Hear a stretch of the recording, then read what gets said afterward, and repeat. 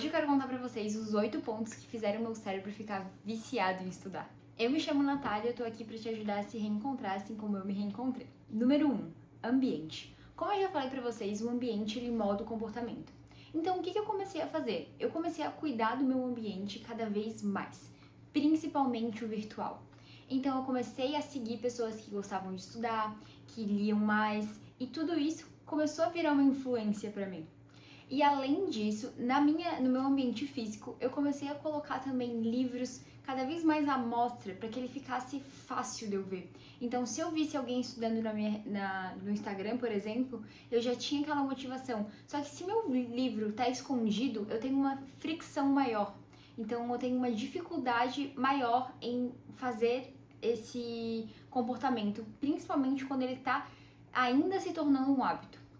Então, o que eu fiz? Comecei a deixar ele mais visível. Então, se eu via ali e falava, opa, que vontade de estudar, daí eu olhava pro lado do meu livro e tava ali. Então, opa, já vamos lá, já vamos sentar lá e vamos fazer. Então, o ambiente, ele molda sim. 2. Criei uma rotina até que aquilo se tornou um hábito. Eu comecei a colocar o meu estudo, a minha leitura, como um compromisso fixo na minha agenda. Então aquilo era um momento que estava na minha agenda e deveria ser cumprido. Então o que acontece? Eu comecei a fazer isso todos os dias. Sempre. E até que chegou um momento que aquilo eu não pensava mais para fazer aquilo. O que acontece? Depois que a gente torna um hábito, fica muito mais fácil. Porque o nosso cérebro, ele gosta de previsibilidade. Então se a gente dá sempre a mesma coisa pra ele, ele entende que, opa, agora é o horário de fazer aquilo. Igual quando tu começa a ir na academia. Se tu vai na academia todo dia no mesmo horário, o teu corpo ele entende que, opa, esse é horário de academia. E tu não precisa ficar pensando pra fazer aquilo. Tu só vai. E foi isso que eu fiz com o meu estudo. Além disso, eu também usei muito aquela tática que eu aprendi no livro de Hábitos Atômicos, que ele é assim: tu pega e tu pensa, depois da academia eu vou sentar e vou estudar. E depois que eu comecei a fazer isso, inconscientemente aquilo foi se tornando realmente um hábito. E hoje em dia eu faço automático, eu nem paro e penso. Pra mim já é tipo, voltei da academia, tá na hora de estudar. 3. Troquei meu pensamento de são só 15 minutos para 15 minutos é o suficiente. Eu sei que imprevistos acontecem, então a gente não pode negar que de vez em quando alguma coisa vai acontecer e não vai fazer a gente seguir o nosso planejado do nosso planner. Só que a gente sempre vai ter 15 minutos pelo menos. 15 minutos que a gente fica lá rolando o feed, ou vendo o TikTok, ou vendo alguma coisa que não vai agregar tanto para o futuro que a gente almeja. Então, depois que eu entendi isso, eu entendi que esses 15 minutos, eles fazem sim a diferença. Pode ser que não fazem tanta diferença de conteúdo em si, mas pro nosso cérebro, para mostrar que, opa, a gente tá indo em direção ao que a gente quer. A gente não vai deixar a autossabotagem ganhar. Porque, querendo ou não, você é o resultado das suas ações. Então, o que tu faz hoje é o que vai fazer a diferença na tua vida. 4. Entendi que o que é importante é o que eu faço e não o que eu quero fazer. A verdade é que desejos não são metas. Então, se a gente tem um objetivo, a gente tem que entender que aquilo vai gerar um custo e vai ter uma consequência. Se a gente quer chegar naquele objetivo, a gente precisa entender o caminho que a gente tem que seguir para alcançar ele. Não adianta a gente eu quero me tornar uma pessoa que estuda mais, eu quero me tornar um leitor. Como que eu posso fazer isso? Se tu não trilha o caminho, não vai mudar nada. Vai ser só um desejo que tu tem. E desejo não traz resultado. E depois que eu entendi isso, toda a minha vida mudou. Não só no âmbito do estudo, mas em todos os sentidos.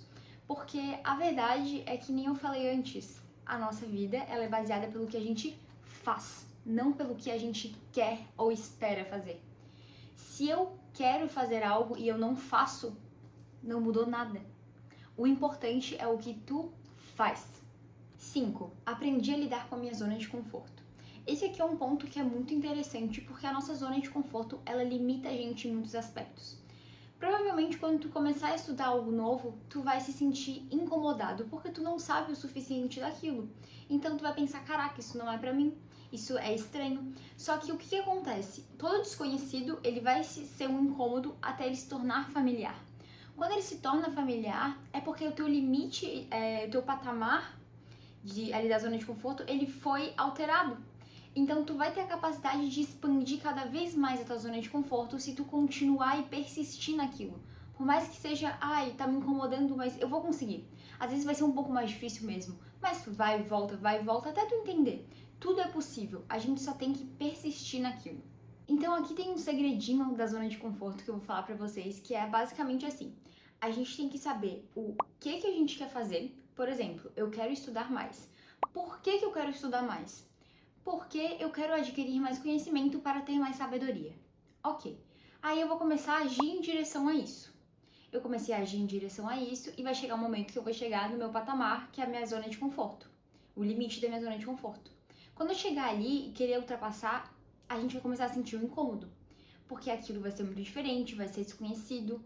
Então, vai gerar aquela incerteza. E o que tem que fazer? Permanecer ali. Continuar, mesmo que seja difícil.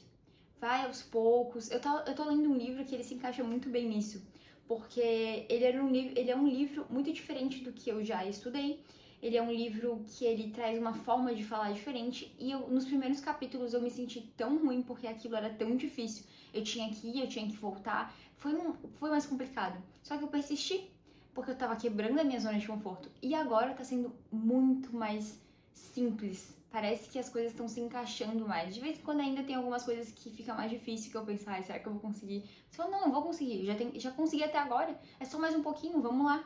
E é esse que é o ponto-chave aqui, tu persistir. E com o tempo, depois de tu persistir, tu vai ter desejo de fazer esse comportamento, porque ele se tornou familiar. 6. Eu busquei entender mais sobre os meus mecanismos de enfrentamento e entender como eu me autossabotava.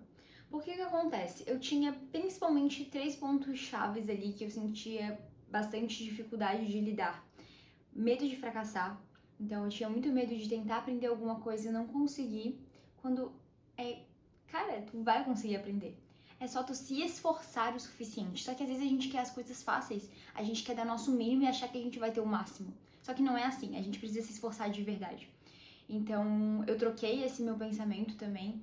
O perfeccionismo, então eu queria já fazer tudo de primeira, assim, bem, queria que tudo desse certo, que nem criar conteúdo, queria que, eu comecei a enrolar pra fazer vídeo que eu precisava saber mais, eu precisava ter mais conhecimento de como fazer, quando na verdade tu vai errar.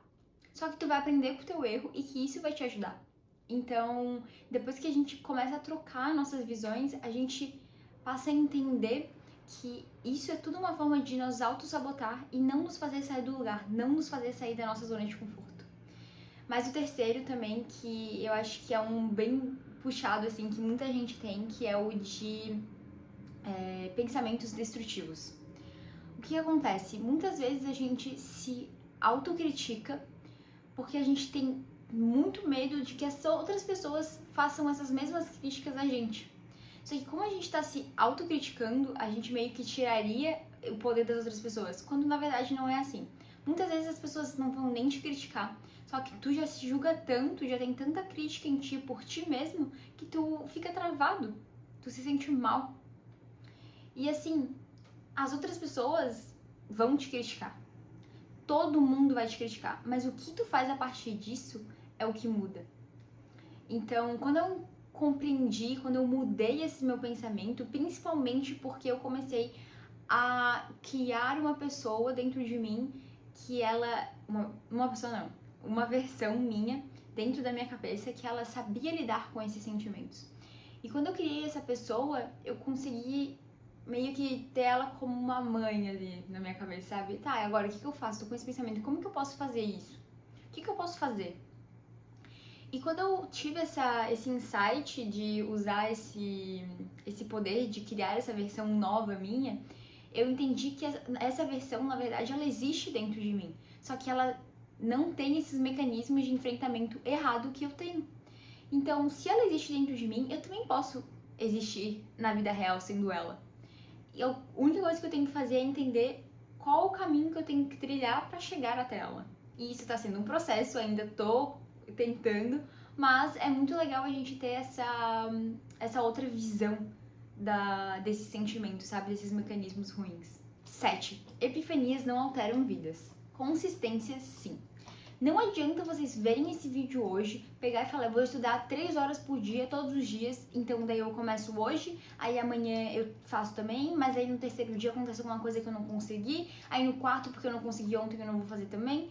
Então assim, ó, não adianta a gente achar que vai ter um Big Bang que vai mudar a nossa vida. Não existe isso. O que muda a nossa vida são microtransformações. Então é tu fazer o trabalho monótono todos os dias, até que aquilo se torne um hábito, e esse hábito, ele tem que ser intencional com o teu objetivo, não adianta ser uma coisa meio aleatória, ele tem que ter intenção. 8. Quando eu busquei conhecimento, cada vez mais eu queria mais. Quando tu abre um livro, tu vê as diversas possibilidades que existem. Porque o que acontece? Tu abre um livro, às vezes aquele livro cita outro livro, e aquele outro livro cita outro, e quando tu vê, tu tá num emaranhado de livros que tu quer ler. Ou quando tu abre um livro, o autor fala uma coisa, daí tu abre um outro, o autor meio que junta com aquilo, só que um outro, ele diz completamente o contrário, e tu quer entender por que aquilo tá acontecendo. Então, o conhecimento, ele é muito poderoso. Ele te faz enxergar coisas que tu nem imaginava. É a única coisa que ninguém pode tirar de ti. Então, se tu tem um conhecimento, cara, tu é extremamente rico. Espero que esse vídeo ajude vocês de alguma forma, e se vocês gostaram, deixa aqui nos comentários pra mim. E me sigam no Instagram, porque lá eu posto sobre minha rotina, sobre meus estudos, sobre meus livros, minhas dificuldades. E muito obrigada, até a próxima!